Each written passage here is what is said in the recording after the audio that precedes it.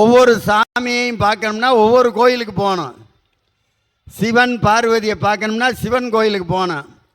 காளியம்மாவை பார்க்கணும்னா காளியம்மன் கோயிலுக்கு போகணும். மாரியம்மாவை பார்க்கணும்னா மாரியம்மன் கோயிலுக்கு போகணும். திரௌபதி அம்மனை பார்க்கணும்னா திரௌபதி அம்மன் கோயிலுக்கு போகணும். கருப்புசாமியை பார்க்கணும்னா கருப்புசாமி கோயிலுக்கு போகணும். பிடாரி அம்மனை பார்க்கணும்னா பிடாரி அம்மன் கோயிலுக்கு போகணும்.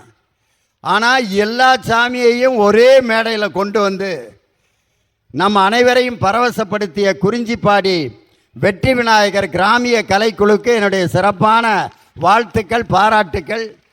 தமிழினுடைய கலைகள் இன்னும் அழியவில்லை என்பதை அவர்கள் எடுத்துக்காட்டி இந்த மேடையில் பிரம்மாண்டமான கலை நிகழ்ச்சியை நடத்தினார்கள். அதில் சிவபெருமானும் பார்வதியும் என் பக்கத்தில் நின்று ஃபோட்டோ எடுத்தாங்க. நான் சொன்னேன், சிவனும் பார்வதியும் ஓரத்தில் தனியாக நில்லுங்க, நான் இங்கிட்டு நான் ஓரத்தில் நிற்கிறேன். சிவனையும் பார்வதியும் பிரிக்க நான் விரும்பலை, நடுவில் நில்லுங்கன்னாங்க. பரவாயில்ல, நான் ஏற்கனவே பாதியை என் மனைவிக்கு கொடுத்துட்டேன், அதனால் இனி ஜென்மத்துக்கு எங்களை யாரும் பிரிக்க முடியாது, நடுவில் நின்று ஃபோட்டோ எடுங்க சார்னு சிவபெருமானை நடித்தவரும் பார்வதியாக நடித்த சகோதரியும் அந்த இடத்தில் கூட ரொம்ப அழகான ஒரு சிந்தனையை இந்த மக்களுக்கு விதைத்தார்கள்.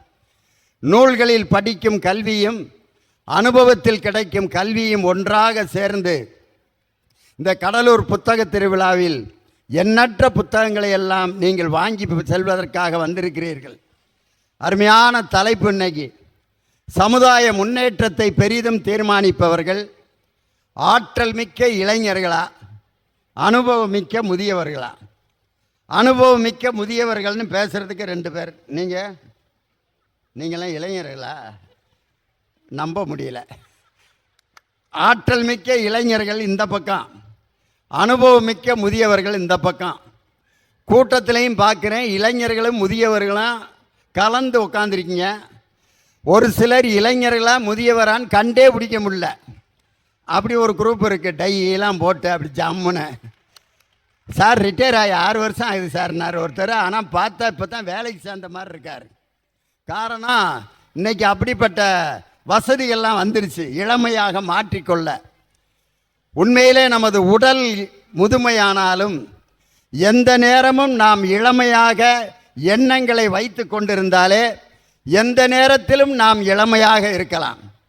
அதனால தான் என்னுடைய பேரனை நான் சொல்லியிருந்தேன், டேய் பொது இடத்துல என்னை போடாவாடானாது கூப்பிட்றா, தாத்தான் மட்டும் கூப்பிட்றாதரா அப்படின்னு ஒரு காலத்தில் சொல்லியிருந்தேன்.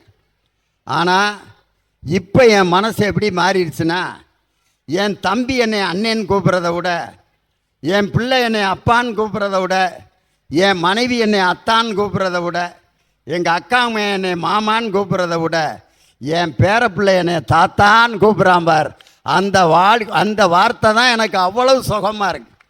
முதுமை அடைய அடைய நமக்கு ஒரு மிகப்பெரிய மகிழ்ச்சி இருக்கும்.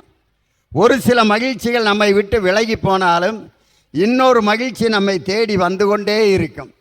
அப்படி நினைத்தால்தான் முதுமை சுகமாக இருக்கும்.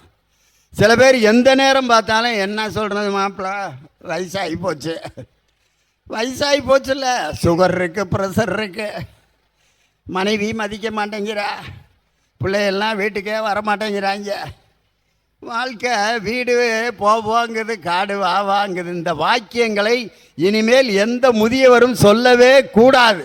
வயசாகி போச்சுங்கிற வார்த்தையை இனிமேல் நீங்கள் வாயிலிருந்து உச்சரிக்காதீர்கள். உச்சரிக்காமல் இருந்தாலே நீங்கள் இளைஞர்களாக மாறிவிடுகிறீர்கள். அதனால் ஆற்றல் மிக்க இளமையா, அனுபவம் மிக்க முதுமையா, 3 வகையான மனிதர்களை பார்க்கலாம். நம்மளும் கஷ்டப்பட்டு மற்றவங்களையும் கஷ்டப்படுத்துகிற ஒரு குரூப் இருக்கும். இப்போ உதாரணத்துக்கு பைக்கில் போயிட்டுருப்பேன், முன்னால் ஒருத்தர் பைக்கில் போவார், அவர் பாட்டுக்கு போயிட்டுருப்பார். அவன் என்ன ஒரு டைப்பாக போகிறான், நஞ்சை நிமித்திக்கிட்டு போகிறான், அவனுக்கு ஒரு பாடம் கற்பிப்போம்னு பின்னாடி போய் டம்முன்னு மோதுவார். உடனே அவன் எந்திரிச்சு, என்ன மோதுற, போடு அப்படின்னு 2 பேர்த்துக்கு இடையில் சண்டை வரும். டிராஃபிக் கான்ஸ்டபிள் வந்து பஞ்சாயத்து பண்ணி 2 பேரும் போலீஸ் ஸ்டேஷனில் உட்காந்து ரிப்போர்ட் எழுதிட்டு இருப்பாங்க. இவரும் கஷ்டப்பட்டு அவரும் கஷ்டப்படுற குரூப்பு இது.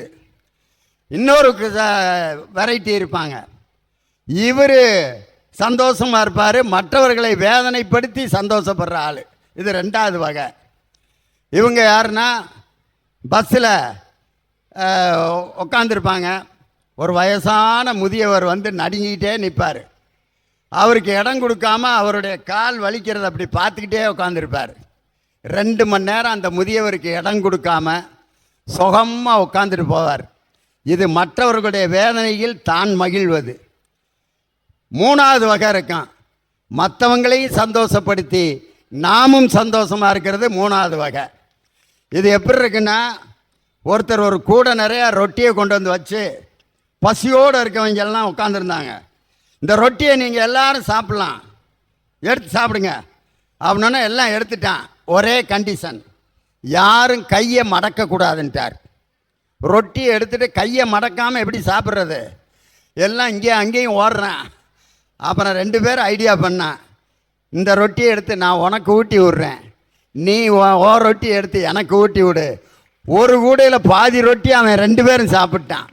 அவனும் சந்தோஷமாக இருந்தான், இவனும் சந்தோஷமாக இருந்தான். இது ஒரு வகை. இந்த 4வது வகை தான் ரொம்ப சிறந்த வகை. தான் வேதனைப்பட்டு மக்களை சந்தோஷப்படுத்துவதற்கு பார்த்தீங்களா, இதுதான் உயர்ந்த ஒரு வகை. இந்த வகை மனிதர்கள் இருப்பதால் தான் இந்த உலகம் மகிழ்ச்சியாக வாழ்ந்து கொண்டிருக்கிறது. நம்ம தாய் நமக்காக உடல் வேதனையும் மனவேதனையும் பட்டு நம்மை இந்த உலகத்திற்கு கொண்டு வருகிறாள் பார்த்தீங்களா. அதனால தான் இன்றைக்கும் தாயையும் தாய்மையையும் மதிக்காத மனிதர்கள் இந்த உலகத்தில் யாருமே இருக்க முடியாது. காரணம், அவர்கள் வேதனைப்பட்டு நம்மை மகிழ்ச்சிப்படுத்துகின்ற ஒரு ஜீவன் உலகத்தில் இருக்கிறதுனா அது தாய் தான். இத்தனை வகை இருக்கு. முன்னேற்றம் என்பது யாரால் உண்டாகும்? சில பேர் நினைக்கிறான் முன்னேற்றம்னா சீக்கிரம் நடக்கணுங்க, 1ஆம் கிளாஸ் சேர்ந்தா அடுத்து 5ஆம் கிளாஸுக்கு போயிடணும் அப்படின்னு நினைக்கிற ஆள் இருப்பாங்க. 1ஆம் கிளாஸை 1 வருஷம் முழுமையாக படிக்கணும், அதுக்கப்புறம் 2, அதுக்கப்புறம் 3, அதுக்கப்புறம் 4 அப்படி போகணும் அப்படின்னு நினைப்பாங்க. படிப்படியாக யார் முன்னேறுகிறார்களோ அந்த முன்னேற்றம் தான் நிரந்தரமாக இருக்குமே ஒழிய, உடனடியாக ஏற்பட்ட முன்னேற்றம் எப்படி முன்னேறியதோ அதே மாதிரி கீழே விழுந்து விடுவார்கள். படிப்படியாக ஏற்படுகின்ற முன்னேற்றம். இந்த சமுதாய முன்னேற்றத்திற்கு யார் காரணமாக இருக்கிறார்? ஆற்றல் மிக்க இளைஞர்கள், அனுபவமிக்க முதியவர்கள், பெருந்திரளான மக்கள்.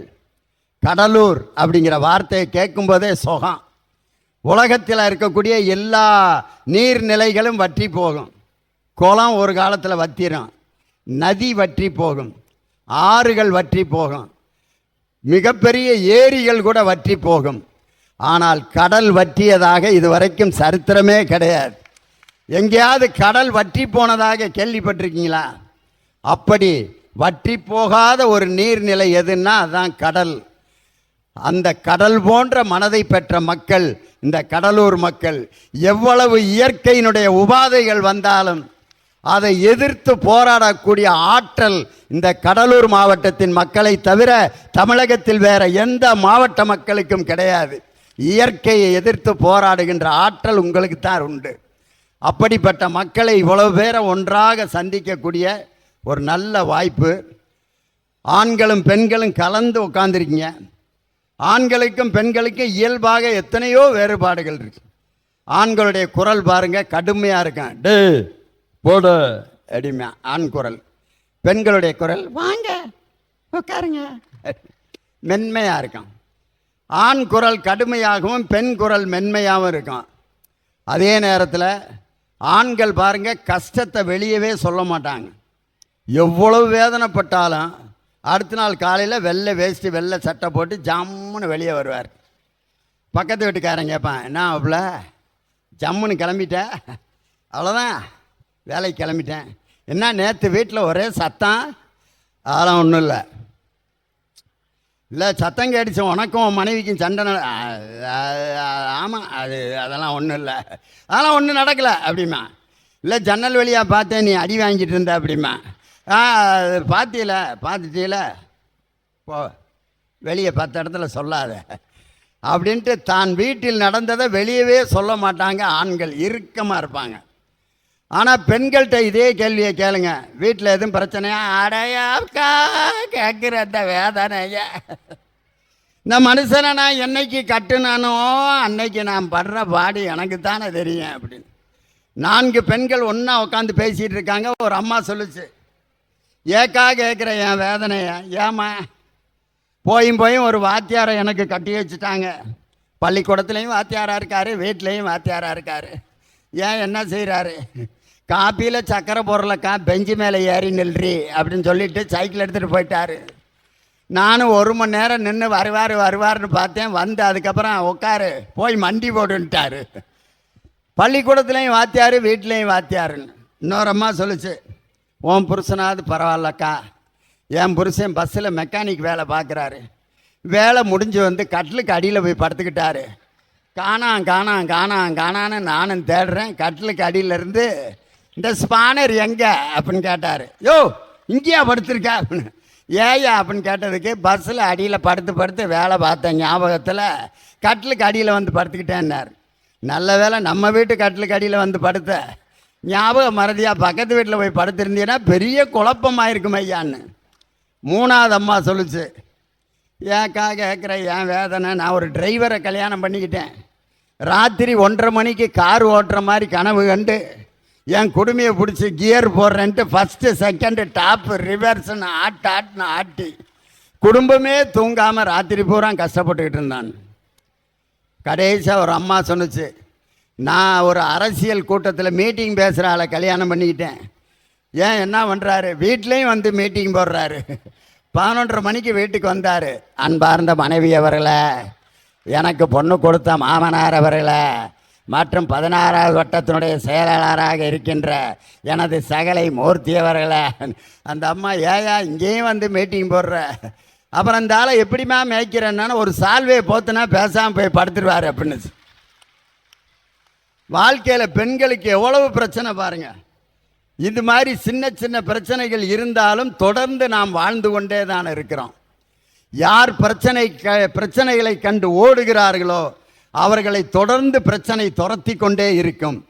யார் பிரச்சனையை எதிர்த்து வாழ வேண்டும் என்று நிற்கிறார்களோ அவர்களை பிரச்சனை பார்த்து பயந்து ஓடி போகும். அப்படிப்பட்ட பிரச்சனைகளை எதிர்த்து போராடக்கூடிய மக்கள் நீங்கள். அப்படிப்பட்ட ஒரு சமுதாயத்தினுடைய முன்னேற்றத்தை யார் தீர்மானிப்பது? ஆற்றல் மிக்க இளமை அப்படிங்கிற அணிக்கு தலைமையேற்று பேச அருமை சகோதரர் கவிஞர் இனியவன். அவர் இந்திய இராணுவத்தில் கப்பற்படையில் பணியாற்றி கொண்டிருக்கிறார், நேவியில் பணியாற்றுகிறார்.